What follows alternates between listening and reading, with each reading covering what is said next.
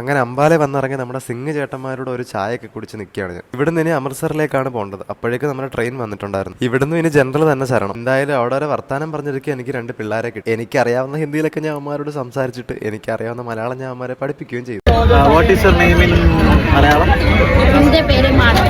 അങ്ങനെ 7 മണിയോട് അടുപ്പിച്ച് നമ്മുടെ ട്രെയിൻ അമൃത്സറിലെത്തി. അവിടുന്ന് ഞാൻ ആദ്യം പോയത് ഗോൾഡൻ ടെമ്പിളിലേക്കാണ്. സത്യം പറഞ്ഞാൽ ഇവിടുത്തെ ബ്യൂട്ടി ബിയോണ്ട് വേർഡ്സ് ആണ്. എന്ന് വെച്ചാൽ നമുക്ക് കണ്ടു തന്നാൽ കണ്ണെടുക്കാനേ തോന്നത്തില്ല, അത്രയ്ക്കും ബ്യൂട്ടിഫുൾ ആണ്. ഇവിടെയാണ് ഞാൻ സ്റ്റേ ചെയ്യുന്നത്. റൂമിന് 500 രൂപയായിരുന്നു ഒരു ചാർജ് ചെയ്യുന്നത്. ഇനി റൂം വേണ്ടാത്തവർക്ക് ഇവിടെ ഫ്രീ സ്റ്റേ അവർ പ്രൊവൈഡ് ചെയ്യുന്നുണ്ട്. അത് മാത്രമല്ല ഇവിടെ നമ്മുടെ ലഗേജ് കീപ്പ് ചെയ്യുന്നതിനും ഷൂ കീപ്പ് ചെയ്യുന്നതും ഒക്കെ ഫ്രീ തന്നെയാണ്. പിന്നെ ഡിഫറൻ്റ്ലി ഏബിൾ ആയിട്ടുള്ളവർക്ക് ഒരു ഫ്രീ വീൽ ചെയറും പ്രൊവൈഡ് ചെയ്യുന്നുണ്ട്. എന്തിന് പെപ്സി പോലും 5 രൂപയേ ഉള്ളൂ. ചേര തിന്നെ നാട്ടിൽ ചെന്നാൽ അതിന് നടുക്കഷ്ണം തിന്നണമെന്നാണല്ലോ. അങ്ങനെ ഞാനും എടുത്തൊരു ചോട്ടാ പഞ്ചാബിയായി. ഗോൾഡൻ ടെമ്പിൾ യാത്ര എനിക്കായി കരുതി വെച്ചത് വിലമതിക്കാനാവാത്ത ഒരു ഗിഫ്റ്റ് ആയിരുന്നു.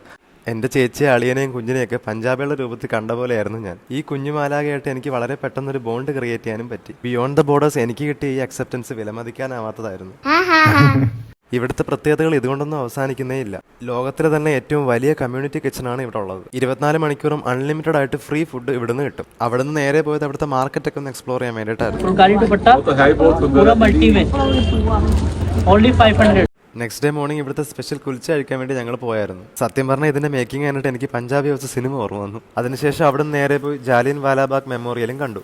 അങ്ങനെ പകരം വെക്കാനാവാത്ത ഒരുപിടി സോൾഫുൾ മെമ്മറീസുമായിട്ട് അമൃത്സറിനോട് ഞാൻ യാത്ര പറയുകയാണ്.